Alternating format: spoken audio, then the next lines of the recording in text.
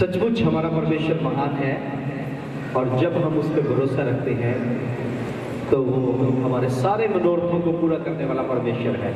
Hallelujah, hallelujah. आइए हम परमेश्वर के वचन को पढ़ेंगे। मेरे साथ निकालिए भजन संहिता 121 अध्याय।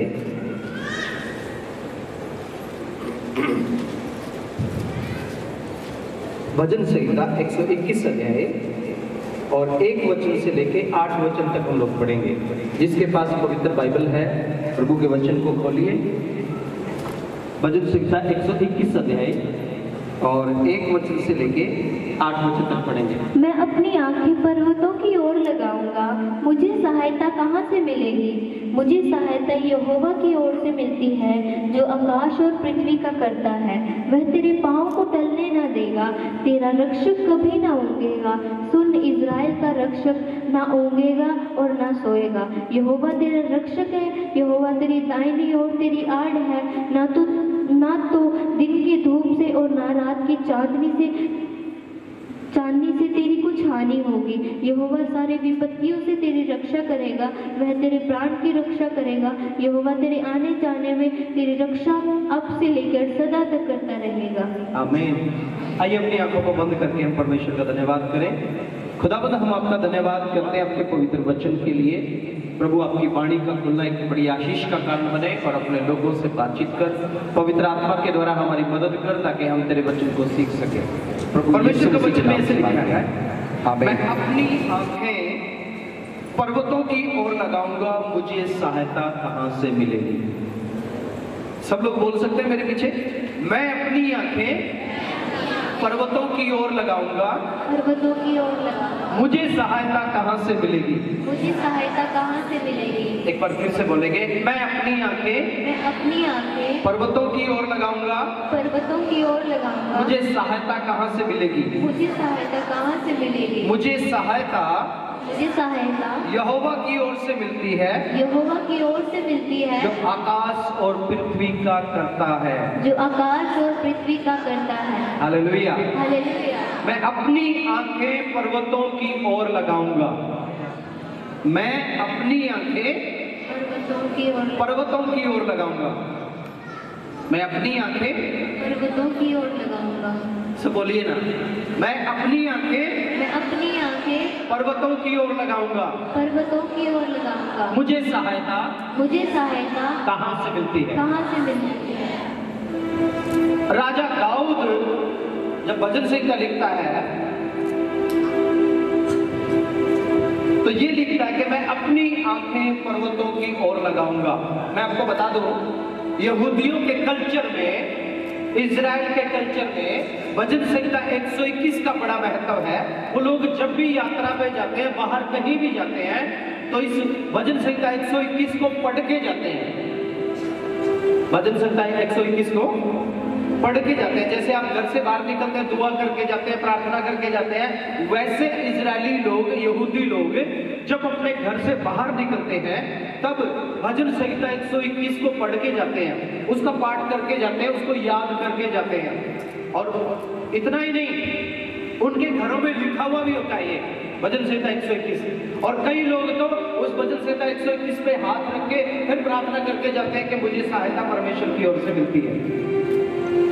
मैं अपनी आंखें पर्वतों की ओर लगाऊंगा, मुझे सहायता कहां से मिलती है? ये समझने की बात है। पर्वत क्या दिखाता है? पहाड़ जो है, पहाड़ क्या दिखाता है?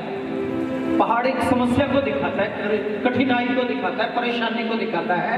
मतलब जब भी हम देसी भाषा में भी जब बातचीत करते हैं तो दुख जब आ जाता है जिंदगी में, बोलते हैं पहाड़ जैसा दुख आ गया, है ना। जब टाइम पास नहीं होता तो बोलते हैं गिनी पहाड़ हो गया, है ना। किसी बात को फतह करना तो बोलते हैं पहाड़ को फतह करना। आम बोलचाल की भाषा में भी पहाड़ ये दिखाता है कि पहाड़ पे चढ़ना कठिन है, पहाड़ एक ऊंचा है, पहाड़ के ऊपर जाना बड़ा मुश्किल है। पहाड़ जैसा दुख, पहाड़ जैसा दिन, पहाड़ जैसी समस्या, पहाड़ जैसी बीमारी, पहाड़ जैसी जिंदगी हो जाती है कभी कभी, और वहां मनुष्य को बड़ा मुश्किल हो जाता है। वहां ये दिखाता है कि ये पहाड़ जो है ये समस्या का रूप है। लेकिन परमेश्वर का वचन में राजा दाऊद जब भजन संहिता लिखता है तो लिखता है कि मैं अपनी आंखें पर्वतों की ओर लगाऊंगा, मुझे सहायता कहां से मिलेगी? मुझे सहायता कहां से मिलेगी? धरती पे अगर सबसे ऊंचा कुछ है तो वो पहाड़ है, और वो कहता है कि मेरी सहायता कहां से मिलेगी? मैं अपनी आंखें लगाता हूं तो पर्वत दिखते हैं, मुझे पहाड़ दिखते हैं, और इन पहाड़ों के ऊपर जब मैं देखता हूं तो कुछ भी नहीं है। मेरी सहायता कहां से मिलेगी? मेरी सहायता कहां से आएगी?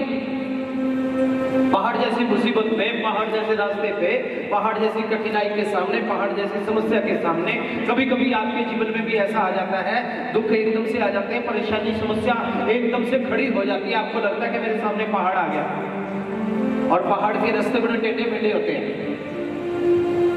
अभी कुछ दिन पहले मैं और मनन पहाड़ पे जाके आए थे, काफी कठिन रास्ते होते हैं, और ऐसे गाड़ी चलाते चलाते आज तक मेरी गर्दन में दर्द दर्द होता है, क्योंकि टेढ़े मेढ़े रास्ते बड़ा सावधान होकर चलना पड़ता है पहाड़ में। तो जब भी ऐसी समस्या आपके सामने आ जाती है तो आपको एकदम से याद आता है, ओ पहाड़ आ गया मेरे सामने, पहाड़ आ गया। यानी कि पहाड़ का मतलब है समस्या, पहाड़ का मतलब है तकलीफ, पहाड़ का मतलब है ऊंचाई जिसको पार करना बड़ा मुश्किल है। यहाँ राजा दाऊद कहता है मैं अपनी आंखें पर्वतों की ओर लगाऊंगा, मेरी सहायता कहां से मिलेगी? मेरी सहायता कहां से मिलेगी? जब आपके सामने पर्वत हो, जब आपके सामने पहाड़ हो। कुछ तो ऐसे पहाड़ भी होते हैं जहाँ पे गाड़ियां चलती भी नहीं है, पैदल ही जाना पड़ता है, और कई बार पैदल भी बड़ा मुश्किल जाना पड़ता है। कई पहाड़ों में बर्फ पड़ती है, वहां रास्ते का पता नहीं लगता, आप चलेंगे तो फिसल जाएंगे, फिसल के गिर जाएंगे, एक्सीडेंट हो जाएगा, मर जाएंगे, दुर्घटना हो जाएगी, गाड़ी चलाना भी मुश्किल है। मनाली जैसी जगह में, जब कुफरी जैसी जगह में आप लोग जाते हैं, जनवरी के समय में, जनवरी दिसंबर या जनवरी के महीने में बहुत बर्फ होती है, आप गाड़ी लेके ऊपर नहीं जा सकते, गाड़ी स्लिप करती है और बहुत से लोग एक्सीडेंट हो जाते हैं। वहां मैंने देखा रोड के किनारे काफी गाड़ियां पड़ी हुई थी, तो मैंने बोला ये वो लोग हैं जो नादानी से चलाते हैं, लापरवाही से चलाते हैं, या जिनकी गाड़ियां फिसल जाती हैं, उठा के भी लेके आना बड़ा मुश्किल हो जाता है, उनको उठा के रोड के किनारे ऐसे फेंक देते हैं। आपका जीवन में भी कभी कभी ऐसी समस्या आ जाती है, कभी कभी ऐसे पर्वत जैसे दुख आ जाते हैं, पहाड़ जैसे दुख आ जाते हैं, तब उस समय आप देखते हैं, जब सामने देखते हैं तो पहाड़ ही पहाड़ आपके सामने नजर आते हैं, दुख ही दुख आपके सामने नजर आते हैं। फिर आप बोलते हैं मेरी सहायता कहां से मिलेगी? मुझे सहायता कहां से मिलेगी? लेकिन अगली लाइन में, अगले वचन में प्रभु का वचन ये कहता है, पढ़िएगा उसको, वचन 2 को, मुझे सहायता यहोवा की ओर से मिलती है। हालेलुया। मुझे सहायता यहोवा की ओर से मिलती है, मेरी सहायता परमेश्वर की ओर से है, जो आकाश और पृथ्वी का करता है। हालेलुया। जो आकाश और पृथ्वी का रचना करने वाला परमेश्वर है, मेरी सहायता मुझे वहां से मिलती है। वहां से सहायता मिलने से मतलब क्या है? पर्वत के नीचे क्या है? पृथ्वी है। अगर जमीन ना हो तो पहाड़ की कोई वैल्यू नहीं है ना? पहाड़ कहां पे रुकेगा? जमीन के ऊपर ही तो टिका हुआ है ना। जमीन को किसने बनाया? सर्वशक्तिमान परमेश्वर ने। और पहाड़ के ऊपर जो सबसे ऊंचा वो क्या है? आकाश है। और आकाश की रचना किसने की? परमेश्वर ने। भजन संहिता में दाऊद लिखता है कि परमेश्वर के सामने पहाड़ भी टपकने लग जाता है, आकाश भी टपकने लग जाता है, और पृथ्वी थरथरा उठती है, पृथ्वी कांप उठती है परमेश्वर के सामने। हालेलुया। तो मेरी सहायता कहां से मिलती है? परमेश्वर की ओर से, यहोवा की ओर से मिलती है, जो आकाश और पृथ्वी का करता है। यानी कि पर्वत के नीचे जो है और पर्वत के ऊपर जो है वो सब कुछ परमेश्वर ने बनाया है, और मेरी सहायता उस परमेश्वर की ओर से आती है। हालेलुया। कभी कभी हम लोग निराश हो जाते हैं, दुखी हो जाते हैं, परेशान हो जाते हैं, परमेश्वर को छोड़ के लोगों की तरफ देखना शुरू कर देते हैं, और लोगों की तरफ देखते हुए मैं ये लगता है मेरी मदद लोग कर देंगे, मेरी सहायता परमेश्वर के मेरी सहायता ये लोग कर देंगे, मेरी सहायता के लिए मुझे परमेश्वर को पुकारने की जरूरत नहीं है। और अपनी मर्जी से कोशिश करते हैं कि लोग मेरी मदद कर दें, लोग मेरी मदद कर दें, लेकिन कोई किसी की मदद नहीं करता। परमेश्वर का वचन साफ साफ कहता है, श्रापित है वो मनुष्य जो मनुष्यों पे भरोसा रखता है। श्रापित है वो मनुष्य जो मनुष्यों पे भरोसा रखता है। और आशीषित और धन्य है वो मनुष्य जो यहोवा पे भरोसा रखता है। और यहाँ राजा दाऊद कहता है मेरी सहायता यहोवा की ओर से आती है जो आकाश और पृथ्वी का बनाने वाला है। हालेलुया। मेरी सहायता कहाँ से आती है? यहोवा की ओर से आती है। कम कर दीजिए। मेरी सहायता वहां से आती है जो पर्वत के नीचे जो जमीन जिसने बनाई है और पर्वत के ऊपर जो आसमान है उसने बनाया है। और जब आप आसमान की ओर देखते हैं या जमीन की ओर देखते हैं तब आपको परमेश्वर याद आता है, तब आप परमेश्वर के साथ खड़े होते हैं। जब आप पहाड़ की तरफ देखते हैं तो आपके दिल में डर आता है, ये पहाड़ जैसी समस्या कैसे दूर होगी, ये पहाड़ दुखों का पहाड़ मेरी जिंदगी से कैसे दूर होगा। लेकिन जब आप आसमान की तरफ देखते हैं तो देखते हैं उसके ऊपर भी है एक सर्वशक्तिमान परमेश्वर जिसने धरती को भी बनाया और आसमान को भी बनाया है। हालेलुया। यानी कि रचनाकार आपका सहायक है, जिसने आपकी रचना की है, जो आकाश और पृथ्वी का बनाने वाला परमेश्वर है, वो परमेश्वर आपका मददगार परमेश्वर है। इसलिए मनुष्यों की तरफ नहीं देखना, उस परमेश्वर की तरफ देखना। बहुत से लोग भटक जाते हैं, बहुत से लोग गुमराह हो जाते हैं। कल की बात है, कल अचानक ही एक गांव से मैं चौक के जा रहा था तो प्रभु का आत्मा ने मुझे रोका कि रुको, यहाँ एक घर में तुझे जाना है। और वहां पे उस गली में, उस मोहल्ले में हमारा कोई विश्वासी नहीं था। मैंने प्रभु से पूछा, प्रभु मुझे कहाँ जाना है? मैं तो यहाँ किसी को जानता नहीं। तो मैं देखते हुए वापस आके निकल गया। उसके बाद फिर आत्मा ने बोला नहीं, वापस जाना है, तुझे किसी से मिलना है आज। किससे मिलना है? मैं तो किसी को जानता भी नहीं यहाँ पे। फिर मुझे याद आया कि मेरा एक दोस्त है, लेकिन वो तो यहाँ पे रहता नहीं, वो तो चीका में अपने परिवार के साथ रहता है। तो मुझे फिर किससे मिलना है? फिर याद आया कि एक और परिवार था, कई साल पहले, साल 2009, 10, 8, 9 की बात है। मैं एक घर में प्रार्थना करने के लिए वीडियो एडिटिंग करवाने के लिए हम लोग जाते थे। हमारे मीटिंगों की काफ़ी कैसेटें थी, तो हमने सोचा उनको एक ही कैसेट में डाल देते हैं सबको। तो वो काम हम रात को 10, 11, 12 बजे तक भी करते थे। हर शाम को 2-3 महीने तक मुझे वहाँ जाना पड़ता था। हर शाम को मैं जाता था और रात को 11-12 बजे तक थोड़ा बहुत काम करके हम लोग वापस आ जाते थे।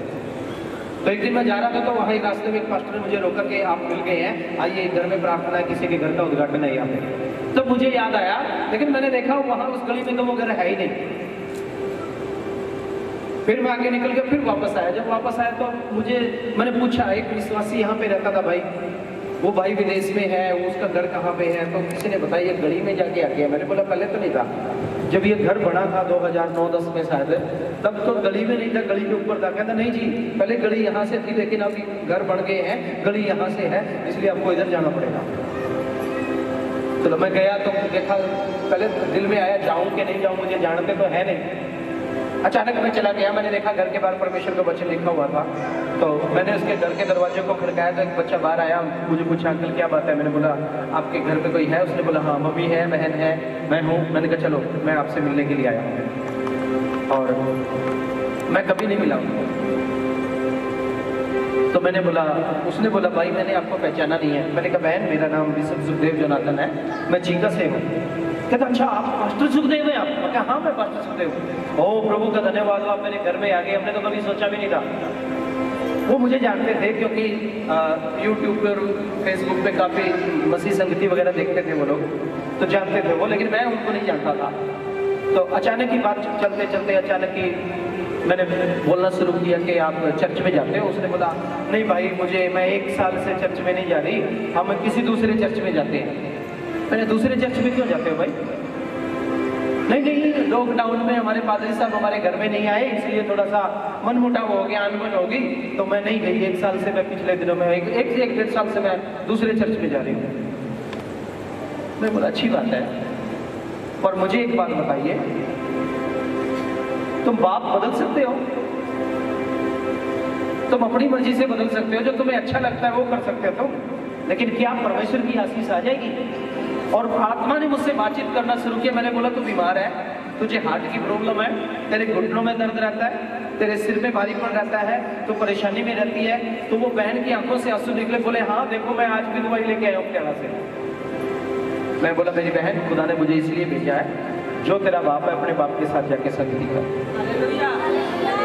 बोलती है मेरे जीवन में तो दुखों का पहाड़ टूट गया, दुख दुखों का पहाड़ टूट गया। तो मैंने बोला जो परमेश्वर पहाड़ को बनाने वाला है और पहाड़ जिस जगह में टिका हुआ है वो जमीन परमेश्वर की है, और पहाड़ के ऊपर जो आसमान है वो आसमान परमेश्वर का है, तो वो परमेश्वर आपको इस पहाड़ से बचा के आपकी जिंदगी को संवार सकता है। लेकिन पहले अपने आप को वचन के अनुसार सही कर। वो रोने लगी, बोलने लगी क्या करूं? मैंने कहा मेरे साथ गाड़ी में बैठ, मैं तेरे पास्टर से मिलवा के तेरे को लेके आता हूँ। मैंने गाड़ी में बिठाया, गाड़ी में बिठा के उसके पादरी साहब से मिला। पादरी साहब को बोला देखिए आपकी बेटी है, आपको इसको संभालना है, आपकी जिम्मेदारी है इसको संभालना। तो पादरी साहब बोले अचानक? ऐसे तो कोई पास्टर करता नहीं है, कोई भी पास्टर ऐसे नहीं करता। कोशिश करते हैं, बड़े बड़े विश्वासियों को बोलते मेरे पास आ जाओ, मेरे पास आ जाओ। मैंने बोला मैं रब का डर मानता हूँ, मुझे रब से डर लगता है, क्योंकि मैं लेखा देने वाला नहीं, इसका लेखा आप देंगे। अगर मेरे सामने ये बात आ गई तो मेरी जिम्मेदारी बढ़ती है परमेश्वर का सेवक होने के नाते कि मैं इस बहन को सही रास्ता दिखाऊं। और ये तेरी या मेरी मर्जी नहीं है, ये परमेश्वर की मर्जी है। और जैसे आप इसके सिर पे हाथ रखेंगे वैसे इसकी समस्याएं खत्म हो जाएंगी, वैसे इसकी परेशानियां खत्म हो जाएंगी। और जैसे उस बहन ने अपने पास्टर से माफी मांगी, वो परिवार ने माफी मांगी, वैसे ही प्रार्थना हम लोगों ने की। जैसे प्रार्थना की, दुष्ट आत्मा उस बहन के अंदर से निकल के चली गई और वो एकदम से आजाद होगी। वो बोलने लगी मैं तो बिल्कुल ठीक होगी। तो बहुत सी बातें हमारे जीवन में तब तक छुपी रहती हैं, तब तक हमें पकड़े रहती है, तब तक हमें जकड़े रहती है, जब तक हम परमेश्वर की ओर देखना ना शुरू करें। हम सिर्फ पहाड़ की तरफ देखते हैं, पहाड़ की तरफ देखते देखते कई बार हम लोग भटक जाते हैं और हम लोग मददगार की तरफ देखते हैं कि पहाड़ के इधर से या पहाड़ के उधर से या पहाड़ के नीचे से या पहाड़ के ऊपर से कोई मेरे लिए मददगार आ सकता है कि नहीं आ सकता है। लेकिन परमेश्वर का वचन कहता है कि मुझे सहायता तो वहां से मिलेगी जो जमीन और आसमान का मालिक है। आप समस्या की तरफ मत देखिए अपनी जिंदगी में, आप समस्या के नीचे देखिए और समस्या के ऊपर देखिए, समस्या से पहले देखिए और समस्या के बाद में देखिए। हालेलुया। ये भजन संहिता 121 लिखने का मतलब यही है कि पहाड़ की तरफ मत देखिए, समस्या से बाद में देखिए और समस्या से पहले देखिए। क्या समस्या से पहले आपका परमेश्वर नहीं था जो आपको संभाल के चलाता था? या समस्या के बाद आपका परमेश्वर नहीं है जो इस समस्या के पार आपको लेके जाएगा? हालेलुया। मुझे सहायता तो वहां से मिलेगी जिसने जमीन और आसमान को बनाया। मतलब जो रचना करने वाला परमेश्वर है, जो आपकी रचना करने वाला परमेश्वर है, जो आपको बनाने वाला परमेश्वर है, जो आपको शुरू से लेकर आखिर तक आपकी जिंदगी में चलाने वाला परमेश्वर है, वो आपका मददगार परमेश्वर है। हालेलुया। वो आपका मददगार परमेश्वर है। उसके बाद देखिए और क्या क्या दे रखा है इसमें? पर्वत दे रखी है, जमीन दे रखी है, दुख दे रखे हैं, है ना? पर्वत और जमीन, दुख, समस्याएं, मुश्किलें, ये सब आपके जीवन में आ सकती है, कोई बड़ी बात नहीं है। एकदम वहीं पे फोकस मत हो जाइए। दुख आंधी के जैसे आते हैं और तूफान की रफ्तार से चले जाते हैं। हालेलुया। आपके जीवन में समस्याएं आंधी के जैसे आएंगी और तूफान के जैसे चली जाएंगी, वो रुकती नहीं है। परमेश्वर का वचन कहता है दिन एक जैसे नहीं रहते, दिन बदलते रहते हैं। कभी सुख के दिन आते हैं तो कभी दुख के भी आ जाते हैं। दुख के भी आते हैं तो दुख हमेशा के लिए भी रहता है, उसके बाद सुख के दिन आए। तो आगे की तरफ देख, पीछे मुड़ के ना देखिया, वर्तमान की तरफ मत देखे, आगे की तरफ देखे। वो परमेश्वर तुझे संभालने वाला तेरा परमेश्वर है। वो तेरे पांव को टलने ना देगा, तेरा रक्षक कभी ना होगेगा।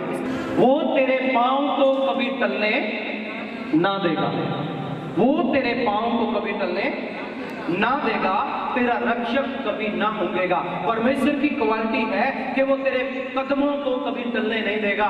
मुसीबत आएगी, जरूर आएगी मुसीबत, ऐसा कोई आदमी नहीं है जिसके जीवन में मुसीबत ना आए। पर परमेश्वर अगर तेरे कदमों को संभाल के चलाने वाला है तो वो तेरे कदमों को टलने नहीं देगा। आपके जीवन में बहुत सारी समस्याएं आती हैं, मुसीबतें आती हैं इंसान के जीवन में। आप समस्या को देख के रुक जाते हैं, है ना? समस्या को देख के रुक जाते हैं, समस्या से बचने की कोशिश करते हैं। ये समस्या आ गई, थोड़ा इधर आ सकते हैं, इसको उठा के इधर रख सकते हैं। एक समस्या आ गई, दूसरी समस्या आ गई, तीसरी समस्या आ गई, तो आपके साथ क्या होगा? बस बस इधर इधर रख दीजिए, इधर बेटा इधर रखिए, इधर यहाँ वो ढोलक भी उठाइए, उसको भी रखिए आगे। हाँ, मान लेते हैं कि ये समस्याएं आपके जीवन में, और जब आप सीधे चल रहे हैं, चलते चलते अचानक समस्या आ गई, तो आप क्या करेंगे? आप या तो इधर जाएंगे या इधर जाएंगे। कभी आपने समस्या के ऊपर देखा है? मुश्किल हो जाता है आपको देखना। वहां पे आपके विश्वास की परीक्षा भी होती है। जब समस्याएं आपके सामने आती है तो आपके विश्वास की परीक्षा होती है वहां पे, कि वहां पे आप परमेश्वर की तरफ देखते हैं या समस्या की तरफ देखते हैं या लोगों की तरफ दाएं और बाएं देखते हैं। जो मसीह लोग हैं वो ऊपर देखते हैं, परमेश्वर की तरफ देखते हैं। भजन संहिता 91 में लिखा है, क्या ही धन्य है वो जो, भजन संहिता 91 एक अध्याय, सबको याद होना चाहिए।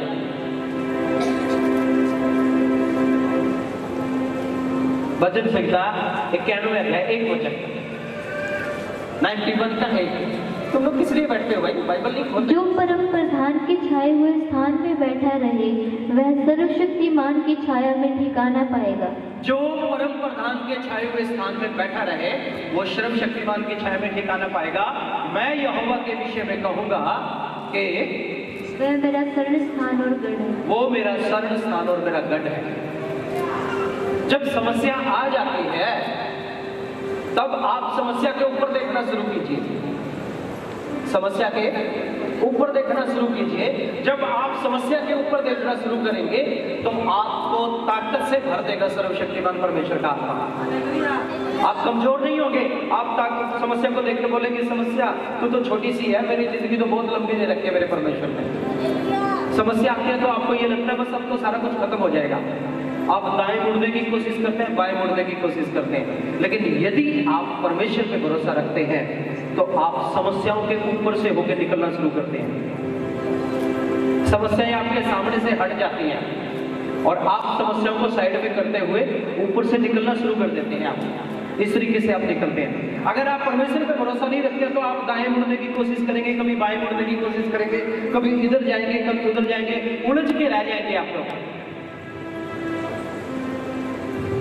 आप समस्याओं से घबराने वाले नहीं हैं, बल्कि समस्याओं के ऊपर चलने वाले हैं। हालेलुया। समस्याओं के ऊपर चलने वाले लोग, क्योंकि परमेश्वर का वचन कहता है वो तेरे पांव को टलने नहीं देगा, वो तेरे पांव को कभी टलने नहीं देगा, तेरा रक्षक कभी ना ऊँघेगा। तुझे नींद आ सकती है, तू परेशान घबरा सकता है, लेकिन तेरा रक्षक जो तेरी रक्षा करने वाला परमेश्वर है वो ना तो कभी सोता है ना कभी ऊँघता है। हालेलुया। उसकी नजरें हमेशा उसके लोगों के ऊपर, उसके बेटे बेटियों के ऊपर लगी रहती हैं जो उसकी ओर देखते हैं। समस्याएं आपको मजबूत करने के लिए आती हैं। पर्वत जरूर आएंगे आपकी जिंदगी में। ऐसा कोई इंसान नहीं है जिसकी जिंदगी में पहाड़ ना हो, लेकिन अगर आप परमेश्वर की तरफ देखने वाले हैं तो समस्याएं गिर जाएंगी, हट जाएंगी, क्योंकि जमीन हट गई तो पहाड़ की कोई वैल्यू नहीं, पहाड़ खत्म हो जाएगा। और आसमान ऊपर जब देखते हैं तो पहाड़ बिल्कुल छोटा सा लगता है। कभी पहाड़ पे जाओगे तो देखना पहाड़ के ऊपर भी आसमान है जो मेरे बाप ने बनाया हुआ है। हालेलुया। हालेलुया। इज़राइल का रब जो आपका रक्षक है वो आपको बचाता है। इंसान कोई नहीं बचाएगा वहां पे परमेश्वर जो इज़राइल का रक्षक है, जो सर्वशक्तिमान परमेश्वर है, जो जमीन और आसमान को बनाने वाला परमेश्वर है, वो परमेश्वर वहां पे आपको बचाएगा, वो परमेश्वर वहां पे आपकी रक्षा करेगा, वो सर्वशक्तिमान परमेश्वर आपको संभालेगा। वो ना तो सोता है ना ऊँघता है, वो ना तो सोता है ना ऊँघता है। पहला राजाओं की किताब और उसका 18 अध्याय 27 वचन जब हम लोग पढ़ते हैं तो बहुत से नबी लोग इकट्ठे होके एक देवता की मूर्ति बना के, उसको वेदी बना के, उसके ऊपर कुछ रख के भेंट चढ़ाने के लिए, और अपने आप को मारने लगे, अपने आप को काटने लगे और चिल्लाने लगे कि हे बाल देवता तू आजा, तू यहाँ पे आ, यहाँ पे आग उतार। क्योंकि परमेश्वर के भगत ने चुनौती दे रखी थी कि अगर तेरा रब 400 नबी हो, तुम लोग 400 लोग हो, अगर तुम्हारा रब जिंदा है तो तुम वेदी बनाओ और उसके ऊपर ऊपर भेंट चढ़ाओ। तुम्हारा रब है तो आकाश से आग उतरेगी और उसको जला के भस्म करेगी, नहीं तो मैं वेदी बनाऊंगा और मैं अपने रब को पुकारूंगा, और मेरा रब जो जमीन और आसमान को बनाने वाला है मैं उसको पुकारूंगा, वो आग भेजेगा और इस वेदी को जला के भस्म करेगा। तो बाल देवता के पुजारी 400 लोग थे, आपस में रोने लगे, अपने आप को पीटने लगे, अपने आप को छुरियों से काटने लगे, चाकुओं से काटने लगे और रोने लगे कि बाल देवता तू आजा तू आजा। तो परमेश्वर के भक्त ने कहा वो सो गया होगा, वो ऊँग रहा होगा, वो थक गया होगा, उसको नींद आ गई होगी, इसलिए और जोर से पुकारो। और सुबह से लेकर शाम तक पुकारते रहे, लेकिन उस पत्थर की मूर्ति ने कोई जवाब नहीं दिया। फिर परमेश्वर के भगत ने बोला अब मैं अपने रब को पुकारता हूं, और उसने उन दो लकड़ियों के ऊपर पानी डलवा दिया। गिल्ली लकड़ियां कभी जलती नहीं है, लेकिन उसके ऊपर पानी डलवा दिया। जो भेंट रखी थी लकड़ियों के ऊपर, उस पर भी पानी डलवा दिया और पानी डलवा दिया, 3 बार पानी डलवाया। और पानी डलवा के फिर कहता है इस्राएल के रब सेनाओं के यहोवा तो ना तो सोता है ना ऊँघता है, ये 400 लोग हैं और यहाँ मैं तेरा दास अकेला हूँ, मैं पुकारता हूँ, मेरी दुआ को सुन, मेरी विनती को सुन, और स्वर्ग से आग भेज के ये दिखा दे कि तू सर्वशक्तिमान परमेश्वर है। और ऐसा ही हुआ, स्वर्ग से आग उतरी और उस वेदी को जला के उसने भस्म कर दिया। आपका परमेश्वर ना तो कभी सोता है ना कभी ऊँघता है। आप सो जाते होंगे, आपको नींद आ जाती होगी, लेकिन जब आप सोते हैं तो भी आपका परमेश्वर आपकी रक्षा करने वाला परमेश्वर है। Hallelujah, hallelujah. यहोवा तेरा रक्षक है, तेरी दाहिनी और तेरी आड़ है, ना तो दिन को धूप से और ना रात को चांदनी से तुझे कोई हानि होगी। यहोवा सारी विपत्ति में तेरी रक्षा करेगा, वो तेरे प्राण की रक्षा करेगा। यहोवा तेरे आने जाने में तेरी रक्षा अब से लेके सदा सर्वदा तक करता रहेगा। वो आपके साथ चलने वाला परमेश्वर है, वो आपके साथ है, वो तेरे दाहिनी और तेरी आड़ है, तेरे छुपने की जगह है, तेरे छुपने की जगह है। ना तो दिन को और ना रात को तुझे कोई नुकसान होगा, ना तो दिन को धूप से और ना रात को चांदनी से तुझे कोई नुकसान होगा। जो परमेश्वर पे भरोसा रखते हैं वो ना तो दिन को डरते हैं ना रात को डरते हैं। अगर भजन संहिता 91 अध्याय आप पढ़ोगे तो हजारों बातें उसमें छिपी हुई है। पढ़िए ना मेरे साथ भजन संहिता 91 अध्याय निकालिए,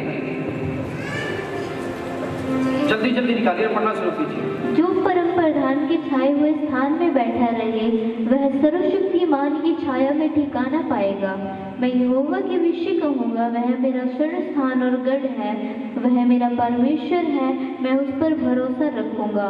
वह तुझे पहेलिये के जाल से और महामारी से बचाएगा, वह तुझे अपने पंखों की आड़ में ले लेगा और तू उसके पैरों के नीचे शरण पाएगा। उसकी सच्चाई तेरे लिए ढाल और झिलम ठहरेगी। तू न रात के भय से डरेगा और ना तो तू रात के भय से डरेगा, ना उस तीर से जो दिन को उड़ता है, ना उस मरी से जो अंधेरे में फैलती है, ना उस महारोग से जो दिन दोपहरी में उजाड़ता है। यानी कि पूरे दिन की और रात की हर एक्टिविटी में परमेश्वर तेरे साथ रहेगा। परमेश्वर का वचन कहता है तू ना तो रात के भय से डरेगा। रात के भय में लोगों को बड़ा डर लगता है, अंधेरे में बड़ा डर लगता है, लेकिन परमेश्वर का वचन कहता है रात के भय से नहीं डरेगा। एक बार एक भाई नया नया प्रभु में आया और वो हलवाई का काम करता था, शायद आप में से कुछ लोग जानते होंगे उसको। और एक दिन मेरे पास आके बोलने लगा कि मैं अब ना रात को 11 बजे भी जाता हूँ, 12 बजे भी घर जाता हूँ, मुझे कोई डर नहीं लगता। मैं उसकी बात सुन के हैरान होकर उसकी तरफ देखने लगा। मैं ऐसे क्यों बोल रहे हो? कहता पहले मैं 6 बजे के बाद घर से नहीं निकल सकता था। अगर 6 बजे कहीं अंधेरा हो गया तो मैं उन्हीं के घर में सो जाता था, मैं अपने घर में नहीं जाता था, मुझे इतना डर लगता था। कहता अब मैं रात के 11 बजे निकला ना तो मुझे जिन चीजों से डर लगता था मैं अब मोटरसाइकिल रोक के उनको देखता हूँ कि ये चीज क्या है। पेड़ों से उसको डर लगता था, हवा चलती थी उसको डर लगता था, छोटी मोटी कोई आहट होती थी, कोई जानवर खड़ा होता था उसको डर लगता था।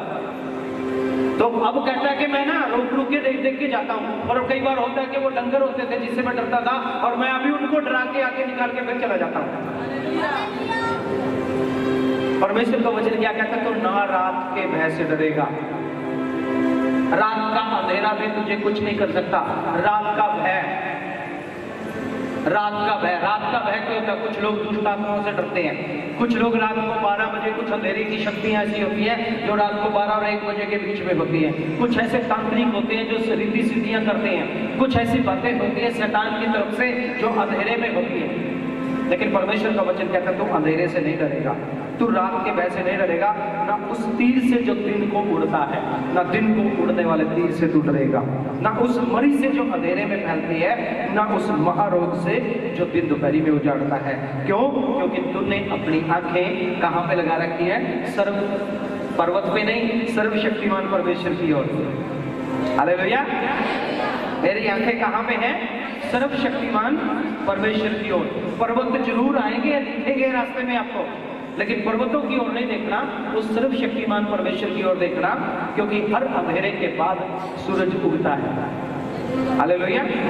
दुख आंधी के जैसे जब आते हैं, तूफान के जैसे वापस चले जाते हैं। वो तुझे नुकसान से बचाएगा।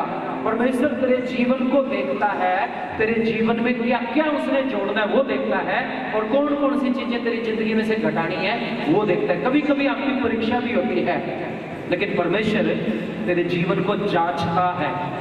तेरे जीवन को जांचता है। परमेश्वर हर व्यक्ति के जीवन को जांचता है। रोमियो की पत्री 8 अध्याय में परमेश्वर का वचन साफ साफ कहता है, जो परमेश्वर से प्रेम रखते हैं उनके लिए सारी बातें मिला के भलाई पैदा करती है। और परमेश्वर के प्यार से आपको कोई अलग नहीं करता। भजन संहिता 8 अध्याय 28 वचन से पढ़ना शुरू किए। ना स्वर्गदूत, ना प्रधानता, ना ऊंचाई, ना गहराई, ना दिन, ना रात, ना जमीन, ना आसमान, ना स्वर्गदूत, ना तलवार, ना तीर, आपको कोई भी परमेश्वर के प्यार से अलग नहीं कर सकता। हालेलुया। जो लोग परमेश्वर से प्यार करते हैं, जो लोग परमेश्वर के दीवाने बन के चलते हैं, उनको कोई भी परमेश्वर के प्यार से अलग नहीं कर सकता। पढ़िए मेरे साथ वचन से, रोमियो की पत्री 8 अध्याय 28 वचन से पढ़िए।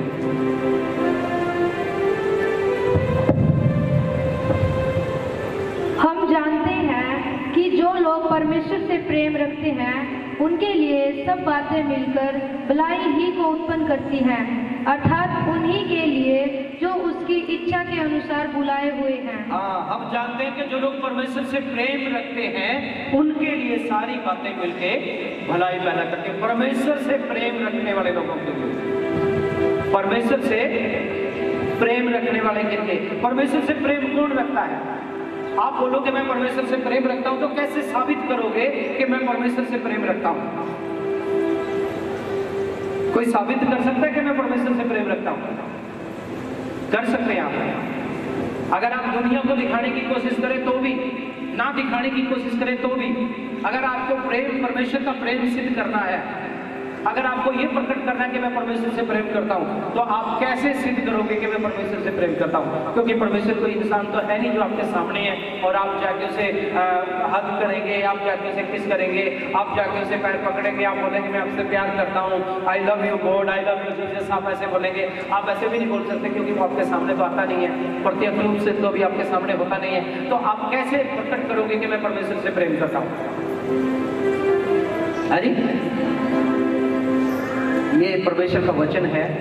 जब आप इस वचन को जीना शुरू करते हैं, इस वचन को मानना शुरू करते हैं, तब आप प्रकट करते हैं कि मैं परमेश्वर से प्रेम करता हूं। हालेलुया। तब आप, एक ही रास्ता है, जब आप इस वचन को मानते हो तो ये वचन के द्वारा ही आप सिद्ध करते हो कि मैं परमेश्वर से प्यार करता हूं। नहीं तो दुनिया की कोई और ऐसा रास्ता है ही नहीं कि आप अपने आप को ये कह सको कि मैं रब से प्यार करता हूं। जो मनुष्य रब से प्यार करता है और रब के वचन को मानता है, रब का वचन उसकी जिंदगी का आधार है, रब के वचन से बाहर होके नहीं चलता। यहीं से पता लगता है कि आप परमेश्वर से प्यार करते हो या नहीं करते हो। सिर्फ एकमात्र एक ही रास्ता है। लेकिन परमेश्वर का वचन कहता है उन लोगों के लिए जो परमेश्वर से प्रेम रखते हैं, सारी बातें मिला के भलाई पैदा करती है। सारी बातें मिला के भलाई पैदा करते हैं जो परमेश्वर से प्रेम रखते हैं। उसके बाद आगे हम लोग पढ़ेंगे 35 वचन से, कौन हमको मसीह के प्रेम से अलग कर सकता है? क्या क्लेश या संकट या उपद्रव या अकाल या नंगाई या जोखिम या तलवार? परंतु इन सब बातों में हम उसके द्वारा जिसने हमसे प्रेम किया जैवत से भी बढ़कर है, क्योंकि मैं निश्चय जानता हूँ न मृत्यु, न जीवन, न स्वर्गदूत, न प्रधानताएं, न वर्तमान, न भविष्य, न सामर्थ, न ऊंचाई, न गहराई और न कोई और सृष्टि हमें परमेश्वर के प्रेम से अलग कर सकती। हालेलुया। कोई आपको परमेश्वर के प्रेम से अलग नहीं कर सकता, यदि आप परमेश्वर के वचन को मान के उस पर चलते हैं तो। हालेलुया। सावधान हो जाइए, लोगों की तरफ मत देखिए, परमेश्वर की तरफ देखिए। लोगों पे भरोसा मत रखिए, परमेश्वर पे भरोसा रखिए। तेरा रक्षक ना तो कभी सोएगा और ना कभी ऊँघेगा। हालेलुया।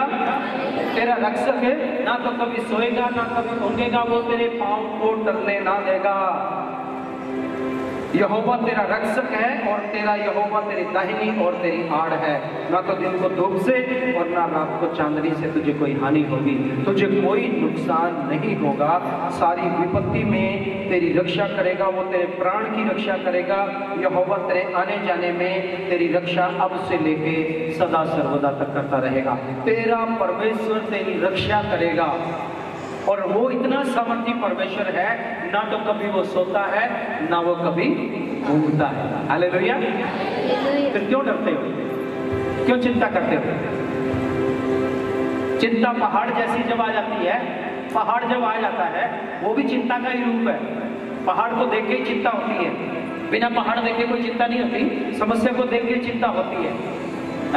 लेकिन परमेश्वर का वचन कहता है कि तेरा यहोवा अब से लेके हमेशा तक तेरे आने जाने में तू जहां भी जाएगा तेरी रक्षा करेगा। तो जैसे जिंदगी में चलेगा तेरे जीवन भर तेरा परमेश्वर तुझे संभाल के रखेगा और तुझे कभी नुकसान नहीं होने देगा। दुनिया की कोई ताकत हमें परमेश्वर के प्रेम से अलग नहीं कर सकती। क्यों? क्योंकि सर्वशक्तिमान परमेश्वर, जिसने जमीन और आसमान को बनाया है, वो हमारे साथ चलने वाला परमेश्वर है।